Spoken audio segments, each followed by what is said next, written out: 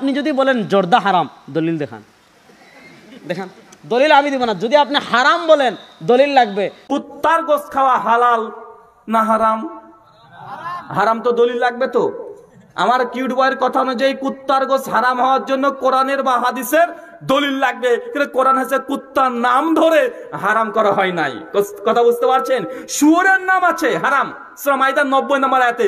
কুত্তার কথা লেখা নাই, শিয়ালের কথা লেখা নাই। এখন আমার এই কিউট বয় কুত্তার গোশত দিয়ে রুটি দিয়ে দিলে খাবে? খাবারের ক্ষেত্রে ইসলামী শরিয়ার মূলনীতি হলো আসলুস শাই আল ইবাহা।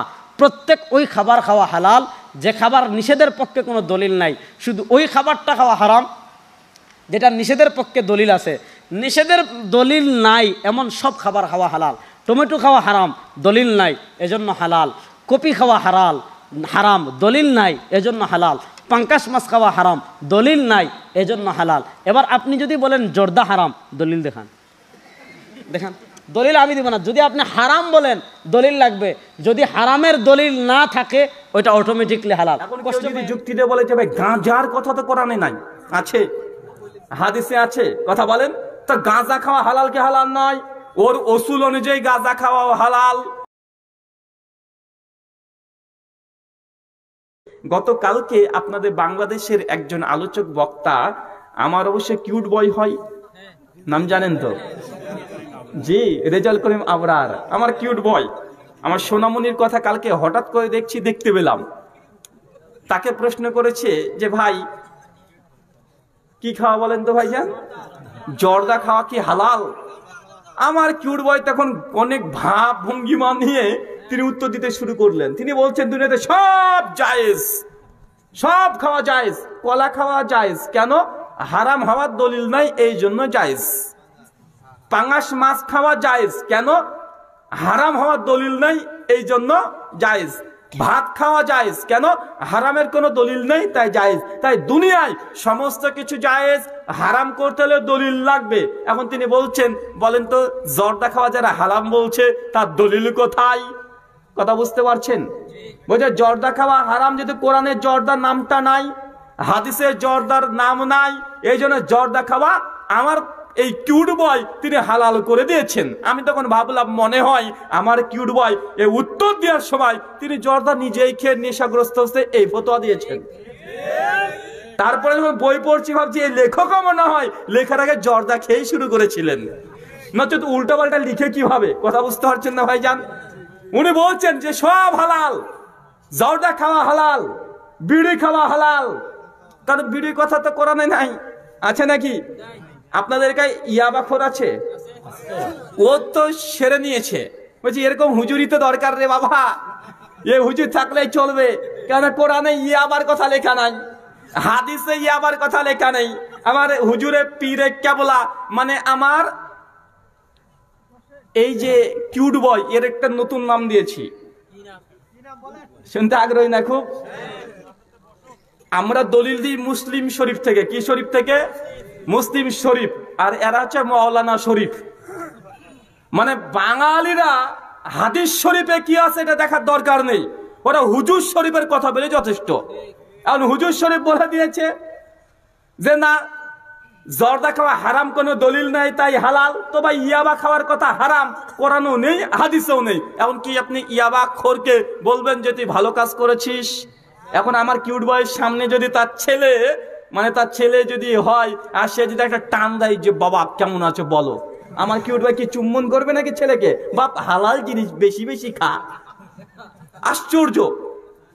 এখন কেউ যদি যুক্তি দিয়ে বলে যে ভাই গাঁজার কথা তো কোরআনে নাই, আছে হাদিসে আছে, কথা বলেন তো গাঁজা খাওয়া হালাল কি হালাল নয়? ওর ওসুল অনুযায়ী গাঁজা খাওয়া হালাল, মানে সব কিছু হালাল হয়ে যাবে। মানে যেটা হারাম সেটা নাকি উল্লেখ থাকতে হবে নাম ধরে। কুত্তার গোশত খাওয়া হালাল না হারাম? হারাম তো দলিল লাগবে তো। আমার কিউট বয়ের কথা অনুযায়ী কুত্তার গোশত হারাম হওয়ার জন্য কোরআনের বা হাদিসের দলিল লাগবে। কিন্তু কোরআন আছে কুত্তার নাম ধরে হারাম করা হয় নাই। কথা বুঝতে পারছেন? শুয়োরের নাম আছে হারাম, সূরা মাইদা 90 নম্বর আয়াতে। কুত্তার কথা লেখা নাই, শিয়ালের কথা লেখা নাই। এখন আমার এই কিউট বয় কুত্তার গোশত দিয়ে রুটি দিয়ে দিয়ে দিলে খাবে? কারণ তার ফতো অনুযায়ী এটা বৈধ। কথা বুঝতে পারছেন না ভাইজান? এটা হচ্ছে আমাদের হুজুর শরীফের কথা, আমাদের মৌলানা শরীফের কথা। এখন মুসলিম শরীফ আর হাদিস শরীফের কথা শোনেন। আব্দুল ইবনে মাসউদ বলছেন, সুনান ইবনে মাজাহ হাদিস 3376, কুল্লু মুস্কির খামরুন, কুল্লু খামরুন হারামুন। যেসব জিনিস খেলে মানুষের নেশা হয় তার সবগুলো হারাম। এক কথায় যাতে নেশা আছে সেটাই হারাম। এটা হাদিস শরীফের কথা। আর হুজুর শরীফের কথা কি চিন্তা করতে পারছেন? বাঙালি কোনটাকে গ্রহণ করে? বাঙালি হুজুর শরীফ নিয়ে পাগল। হুজুর শরীফ বলেছে মানে এটাই কথা। হাদিস শরীফে কি আছে দেখার দরকার নেই। আল্লাহ নবী বললেন, কুল্লু মুস্কির খামরুন, কুল্লু খামরুন হারামুন। যে সব জিনিস খেলে নেশা হয় তা সবগুলো হারাম। এখন বলেন, জর্দাতে নেশা হয় কি হয় না? এখন যে বলে না, দেখেন জর্দাতে আমার নেশা হয় না, এমনি খাই তাই, ও কাজ করবেন বাবা, তাই চল তোকে দেখছি আজকে একদম গোটা প্যাকেট শুধু ঢুকে দেবেন মুখে, খা। খেয়ে দেখবেন তো 5 মিনিট পরে তার নেশা হয় কি হয় না? আরে জর্দা নেশা হয় না? আপনার ছোট ছেলেটাকে খাইয়ে দেন তো দেখি। বলছে না না আমার নেশা হয় না। ছেলেটাকে খাওয়া না দেখি। ভাই যে জর্দা খায় না, জর্দা করে পাশে থাকলে মাথাতে একটা চক্কর দেয় না? কথা বলেন। বেচারা তুমি খেয়ে খেয়ে খেয়ে খেয়ে মুখটাকে টয়লেট করে ফেলেছো, তোমার কি আর নেশা লাগবে? কথা বলেন। যে প্রথমে মদ খাই ওই ছোট্ট মোটামুটি এক ঢোকে তার নেশা হয়ে যায়, আর যে মদখোর মাতাল, একদম গোর গম্ভীর মাতাল, ওকে এক বোতল ছাড়া নেশায় উঠে না ওই বলে। আচ্ছা না ভাইজান? তো তোমাদের জর্দাতে নেশা তো হবে না, কারণ ছোট কাল থেকে খাচ্ছ, একদম দাওরা পাস করেছো, সেই সময় জর্দা চাবাচ্ছ, এখন কি আর নেশা হয়? মানে রক্তের সঙ্গে তোমার মিলে গেছে। তার মানে এই নয় যে এই জিনিসটাই নেশা হয় না। কথা বুঝতে পারছেন? কাজে যে 1 গ্লাস মদ খেলেও নেশা হয় না, এখন তার জন্য কি 1 গ্লাস মদ খাওয়াকে জায়েজ বলবেন? কথা বলেন। আল্লাহ নবী তার জন্য বলছেন, যেসব জিনিস বেশি খেলে নেশা হয় তার কমও হারাম। কথা বুঝতে পারছেন না? ইবনে মাজাহ হাদিস 3376-78, আমার নবী তিনি বলছেন হাদিস শরীফে, যেসব জিনিস বেশি খেলে নেশা হয় তার কমও হারাম। আর হুজুর শরীফ বলছে জর্দা খাওয়া হালাল। আশ্চর্য দুনিয়া। তো যাই হোক, যদি আপনি হালাল মনে করেন, শুধু একটা কথাই বলবো, সুনান তিরমিজিতে আল্লাহ নবী বলেছেন, স্ত্রীর হক হচ্ছে ওইটা যেই মানে তুমি খাবে সেই মানের স্ত্রীকে খাওয়াবে। আমার কিউট বয়, তোমার বউটাকে দাও, হ্যাঁ বিড়ি খাবে এক টান, খাওয়ার পরে বউটাকে বলে তুমি এক টান মানো না, কারণ নবী আমার বলেছেন যে মানে আমি খাবো সেই মানের বউকে খাওয়াতে হবে, নচেত হক আদায় হলো না। এখন এই হক আদায় করার জন্য বউটাকে এক টান দেবেন। তোমার বাবাকেও বলো, আব্বা ডিসলাইটা দাও, একটা সিগারেট ধরাই। কেন? সিগারেট হারাম, এ কথা কোরআনে নাই। তো ভাইজান আপনাকে বলে অপমান করতে চাই না, আমি এই কথা বললাম এইটা যে কোরআনে নাম উল্লেখ থাকা দরকার আছে। কথা বলেন। কোরআন হাদিস বলে দিচ্ছে কুল্লু মুস্কির খামরুন, কুল্লু খামরুন হারামুন।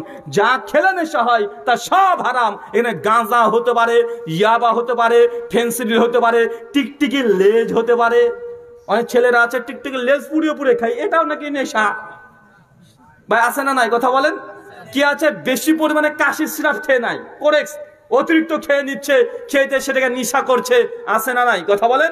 মানে নেশার তো কোনো মানে রাস্তাঘাট নেই, কত লক্ষ নেশা আছে। সমস্ত নেশার কথা যদি কোরআনের নাম ধরে উল্লেখ করা থাকতো, তাহলে আল্লাহর কোরআন এই স্টেজের সমান লাগতো শুধু নেশার নাম লিখতে। তাই আল্লাহ নবী এক কথা বলে দিয়েছে, যাতে নেশা হয় তাই হারাম। কিন্তু আমাদের হুজুর শরীফ মানতে রাজি না এই হাদিস শরীফের কথা। আল্লাহ সুবহানাহু ওয়া তাআলা তুমি এই কথাগুলো বোঝার তৌফিক দান করো। সকলে পড়ি আল্লাহুম্মা আমিন।